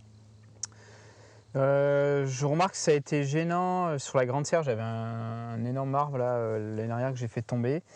Je remarque que c'était gênant parce qu'il était vraiment gros et je pense qu'il avait une concurrence racinaire assez importante. Et les gros, je les ai quand même pas mal taillés. Donc là, on est plus sur de la haie, comme tu dis. Les gros, ils sont quand même un peu plus éloignés maintenant des serres. Je vois pas de problème trop sur la concurrence. Ça pousse bien tout le temps. Donc voilà, je suis pas trop inquiet. Par contre, cette année-là, c'est vrai que je les avais coupés en 2016. Là, donc là, la haie, je pense que voilà, soit cet hiver, soit l'hiver prochain, je vais la recouper. Et je ferai faire le broyat par un pro et je m'en servirai. Voilà, quoi. Ça va aller comme ça, je pense. Ok. Trop bien. Et donc là, on est sur ta parcelle plein champ qui fait 3000 m², c'est ça?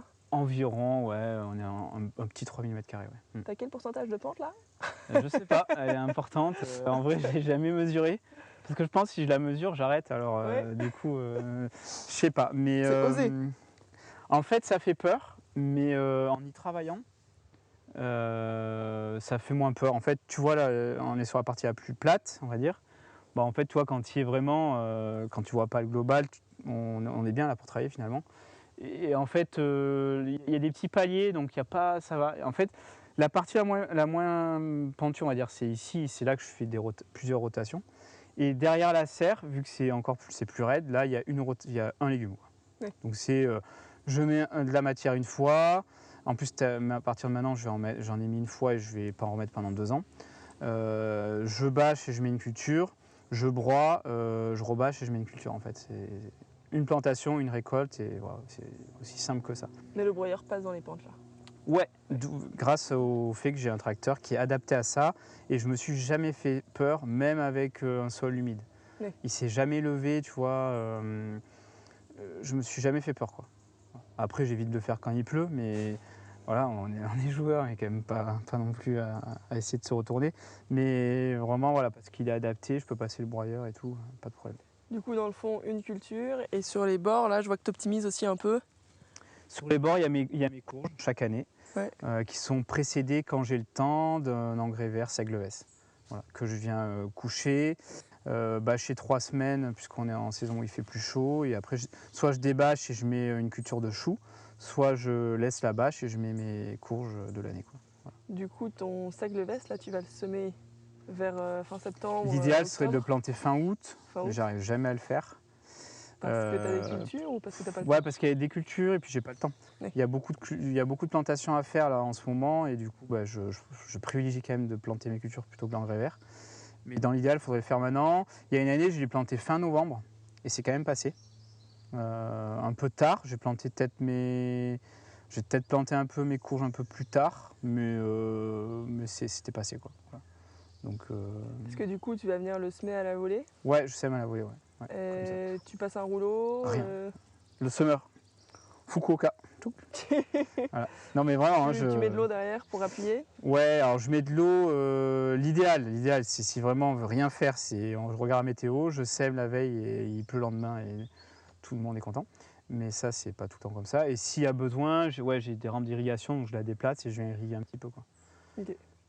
Et ces couverts Seigleves, là, tu l'utilises sur d'autres endroits dans tes parcelles ou... L'idée, à partir de cette année, d'en utiliser plus, notamment sur tout ce qui est partie vraiment raide, on va dire, je voulais tout mettre en seigle et voir comment ça se passe l'année pro. J'ai pas eu le temps, mais je pense que je vais en mettre un peu plus cette année, ouais. Il y aura sûrement un peu plus en mètre carré, ouais, de Seigleves. Ok. Voilà. Donc là, ça te fait tes courges. Ouais. Les courges, tu me disais, tu fais tes semences toi-même? Alors les courges, je fais encore mes plants, c'est le seul truc que j'ai gardé. Tes plants, Mais pas les je fais semences. ouais, je fais pas les semences, mais je fais mes plants. Ouais. Oui, parce que moi je fais plusieurs variétés, donc ça serait le bazar au niveau de l'hybridation. Mais je fais mes plants, ouais, dans ma pépinière là-haut, et puis après je plante début mai. Voilà. Il y a une bonne période en fait, parce qu'en fait du coup mes courges sont pas irriguées. Voilà, c'est quand même important de le savoir, c'est que ça fait 5 ans que je fais des courges sans irrigation. Et pour que ça réussisse bien, il y a vraiment un créneau qui est entre le 1er et 10 mai. Et c'est pile le créneau où les limaces sont énervées aussi. Donc là, c'est plantation et anti-limaces en même temps pour vraiment être sûr que ça parte. Ce qui est bien, c'est qu'à cette période-là, on a encore beaucoup d'eau, les sols sont chargés en eau. J'ai mis de la matière souvent à l'automne. Donc là, l'année dernière, j'en ai mis pas mal, du coup, je ne vais pas en remettre cette année, donc il y aura de la matière pour l'année pro. Et donc le sol est vraiment mouillé. Et quand je plante le plant au mois de mai, derrière, il démarre très fort.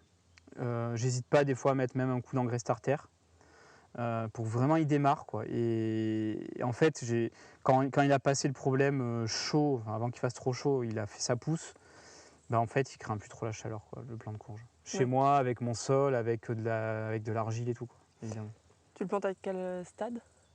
Ils sont souvent trop gros, plus que pas assez gros. Donc c'est quand je peux, mais il y a 3 feuilles, il y a au moins 3 feuilles. Ouais. Ouais. C'est pas un critère pour que ça parte vite? Non, je n'ai pas trop remarqué sur les... Je l'ai remarqué sur les petits plants, genre les salades et tout. Elles démarrent beaucoup mieux petits. Mais sur les courges, ouais, faut pas qu'il soit trop gros non plus. Faut pas qu'il soit comme ça le plant. Mais ça démarre, franchement, ça démarre super bien. Un petit coup d'engrais starter s'il y a besoin, si j'en ai sur moi, et ça démarre super bien. Ok. Et tu disais là, toute cette partie, quand tu es arrivé, il y avait un gros roncier dessus. Ouais. Comment tu as géré? Ouais. Et ben ici, donc, 3/4 de prairie qui étaient fauchées une fois par an, on va dire. Une partie qui commençait à devenir en ronce, jusque-là à peu près, je me souviens plus trop, mais j'en ai enlevé une bonne partie. Et là, c'est vraiment installation classique. Je suis arrivé, j'ai mis de la bâche d'ensilage. C'est bien apprécié parce que c'est quand même celle qui est le plus efficace pour tuer une prairie. T'as broyé avant quand même? Non, j'avais pas broyé, j'avais mis la bâche comme ça, donc c'était un peu... Et en fait, il y a 3 semaines compliquées où la bâche, elle fait un peu les montagnes russes. Et après, en fait, ça meurt et donc tout se rabaisse. Et là, on vient avec tous les poids qu'on peut. Alors moi, j'ai beaucoup de pneus parce que c'est gratuit et que c'est efficace. Alors que tous les sacs à silo, il faut l'acheter, aller chercher du sable. Enfin, c'est cher et c'est pas forcément... C'est bien pour les filets, je trouve, mais pour les bâches, les pneus, c'est vraiment trop bien. Alors, c'est pas très beau, mais c'est efficace. Voilà.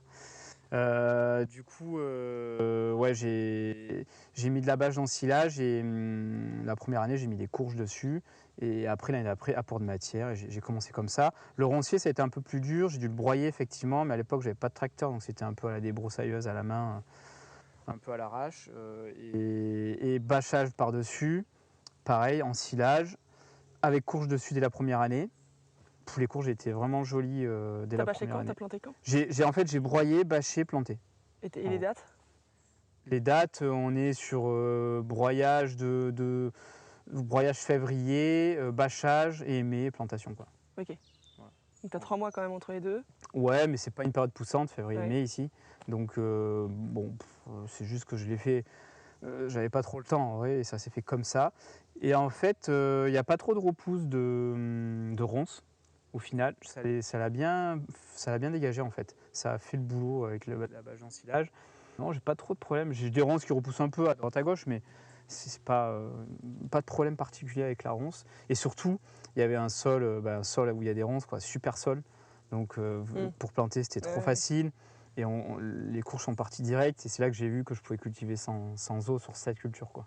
Oui, tu disais c'est le créneau début mai et puis c'est aussi Ouais. les 8% de matière organique dans le sol, quoi. Bah, ici, il y a sûrement moins, puisqu'on est sur une prairie, que j'ai pas fait d'analyse et que les apports, ça joue Il y en moins a moins vite que souvent, ouais. quand dans une serre, c'est moins important, ça minéralise moins vite, enfin, tout va moins vite dehors plutôt que sous serre. Mais oui, on est clairement sur un bel écosystème ici, avec des sols qui sont vraiment pas mal.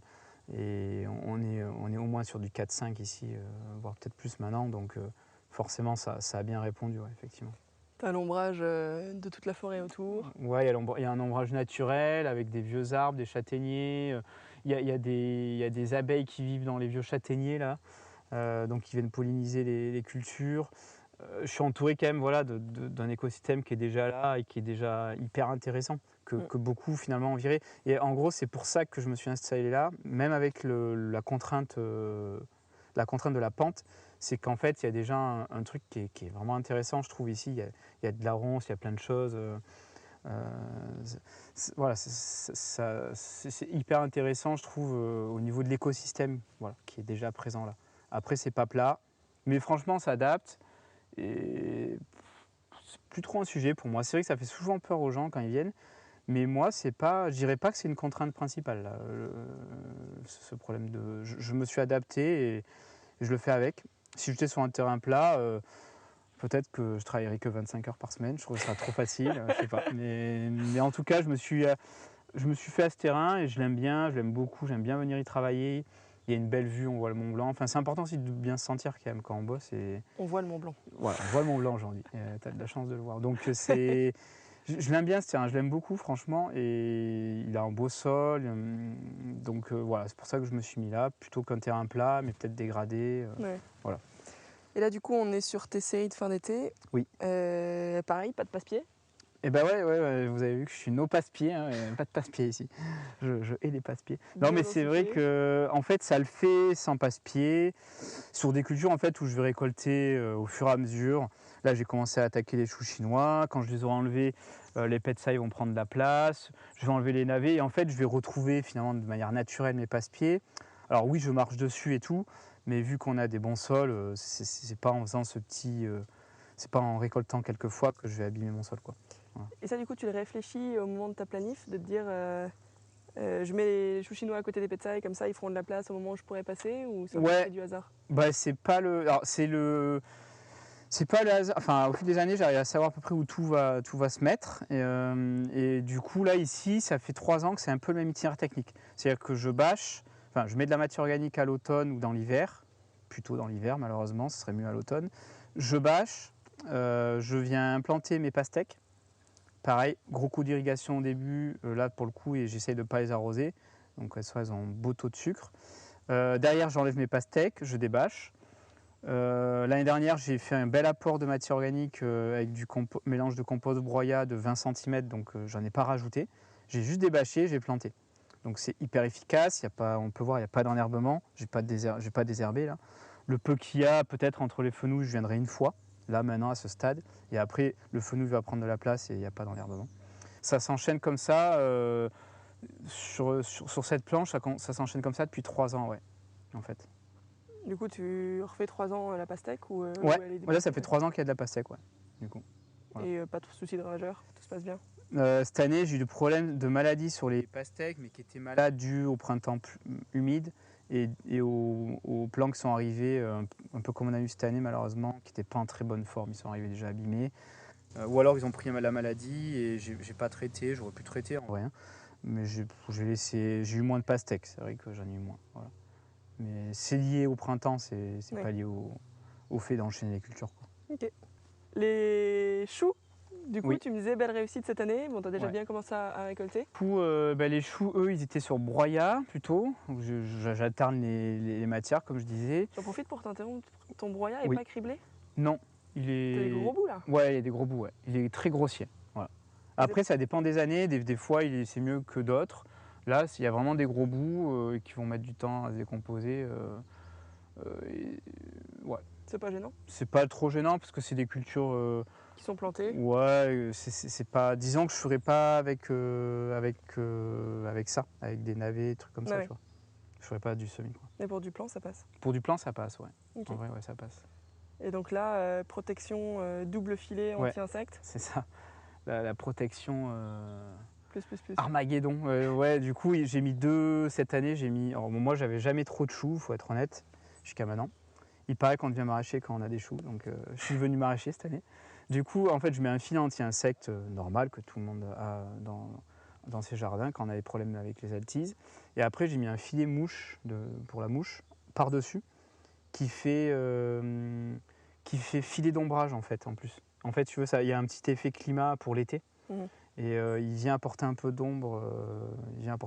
Quoi. Voilà. Ok. Et donc ça marche. Ça marche carrément, puisque là, le seul problème que j'ai eu, c'était plutôt les limaces là, qui commençaient un peu à revenir.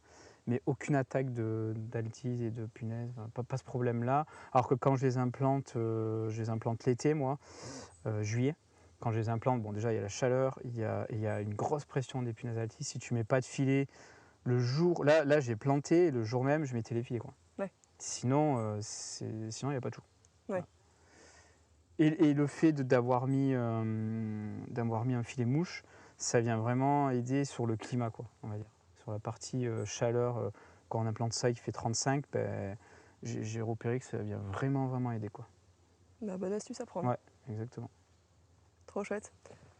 Eh ben, merci Lionel pour toute cette matinée que tu nous as consacrée. Yes, bah merci à vous d'être venu filmer surtout. Et peut-être un petit mot de conclusion. Avec ton contexte, tes objectifs aussi, si demain tu devais te réinstaller, est-ce qu'il y a des choses que tu ferais différemment? Yes. Et ben oui, alors, carrément, il y en a beaucoup par lesquels commencer. C'est ça un peu le sujet. Ouais, ben, en fait, il y a le fait en fait, d'arriver, de ne pas être de ce milieu-là. Donc du coup, il va y avoir beaucoup potentiellement de conneries. Et puis c'est vrai que ça semble il n'y a pas longtemps, en 2016, mais en 2016, il y avait déjà moins de... Il y avait quand même... Enfin, il y avait, je trouve, moins d'accès facile à des réseaux, à des vidéos, à des formations. C'était vraiment plutôt les débuts, je dirais. Et donc à l'heure d'aujourd'hui, voilà, le MSV, tout le monde en a un peu entendu parler. C'est peut-être plus simple aussi pour avoir accès aux infos. Donc après, il ne faut pas se noyer dans les infos aussi. Donc ça, c'est aussi le côté problématique d'Internet, quoi. C'est qu'il y a beaucoup d'infos, et puis après on s'y perd des fois, puis on se pose trop de questions, puis en fait on n'y va pas. Donc en fait, il y a tout ça à gérer. Mais s'il y avait des choses à refaire, ben, faire super gaffe au terrain. Là en vrai je me suis dit que je me suis fait avec ce terrain, mais si le terrain est plat c'est quand même plus simple, faut être honnête. S'il y a de l'eau à profusion c'est quand même plus simple. Si la commune environnante, il n'y a pas 15 maraîchers, ben, c'est quand même plus simple. En fait il faut penser à ça. Mais ce que je dirais peut-être avec aujourd'hui à mettre en haut vraiment des préoccupations, c'est se dire dans quel endroit je vais, est-ce que les gens veulent des légumes, combien. Voilà, vraiment faire gaffe à son circuit de commercialisation. En fait, finalement, faire comme une vraie entreprise et dire je vais m'implanter dans un secteur, combien je peux vendre en fait. Donc c'est très terre à terre, c'est vrai que c'est moins sexy de dire je vais faire du MSV, je mets pas de bâche, machin. Mais finalement, c'est aussi lié avec les problématiques voilà, de 2023. Il y a cette problématique-là voilà, il faut en vivre quand même. Si on n'a pas trop d'argent de côté, si on n'a pas un conjoint, une conjointe qui gagne bien sa vie, on peut se permettre de vivoter avec 1000 balles par mois. En fait, il y a tout ça, le contexte économique à vraiment remettre en place. Et peut-être que moi, n'y ai pas fait assez gaffe quand je me suis installé, par aussi l'envie d'aller dans ce milieu-là, de changer de métier, de partir dans le MSV, ça me faisait kiffer, c'est ce qui me fait lever le matin, moi, en fait. Hein. Sinon, s'il fallait faire du travail classique de sol, ça m'embêterait de faire ça, en fait. Donc, je serais moins content de me lever le matin. Donc, vraiment, ouais, cet aspect économique, je pense qu'il faut le mettre en 1. Et pas hésiter aussi peut-être à se dire là, je suis tout seul, mais en fait, si on se met à 3-4, on peut faire un truc plus gros, on peut peut-être aller toucher des circuits en demi-gros. Du coup, quand il y a un magasin qui nous appelle qui veut 500 salades, on les a en fait. On n'est pas là à dire putain, je les ai peut-être pas.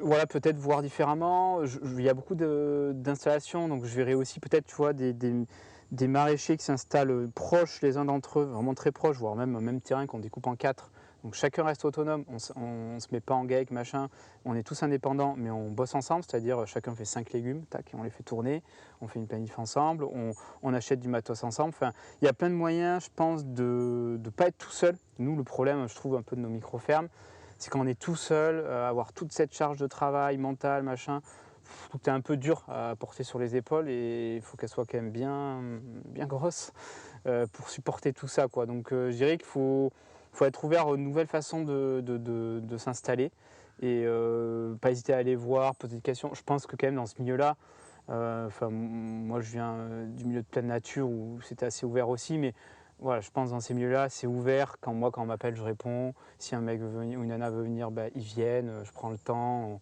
On joint l'utile agréable, on bosse et on discute à midi, mais en tout cas, ils sont venus, ils ont vu, et on leur a donné accès à nos fermes.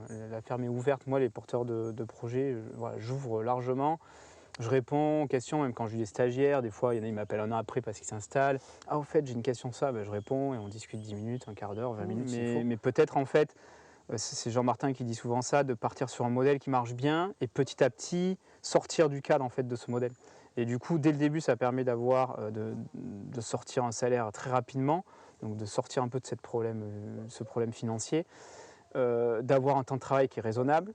Et puis petit à petit, on se dit, ah ben ça m'embête, donc je vais l'enlever, je vais essayer autre chose, je vais aller vers faire des tests de couverts, de machin, d'enlever des bâches, machin, mais pas dès le début, se mettre trop de contraintes, parce que c'est le meilleur moyen de ne pas réussir en fait. Et l'idée, quand on s'installe, c'est quand même d'avoir des fermes qui marchent et qui réussissent où on est bien, quoi. Voilà, ça serait un peu peut-être le conseil de fin. Super, merci. Serre de tomates, et celle-ci, elle a quelque chose de particulier. Yes. Je te laisse en parler. Et bah, du coup, il y a eu un couvert de trèfle qui a été planté donc au début des plantations de tomates, donc on doit être mi-avril, semaine 14-15. Donc j'ai implanté mes tomates et sur les côtés, j'ai planté en ligne j'ai mis 2 lignes et j'ai mis mon couvert de trèfle dedans.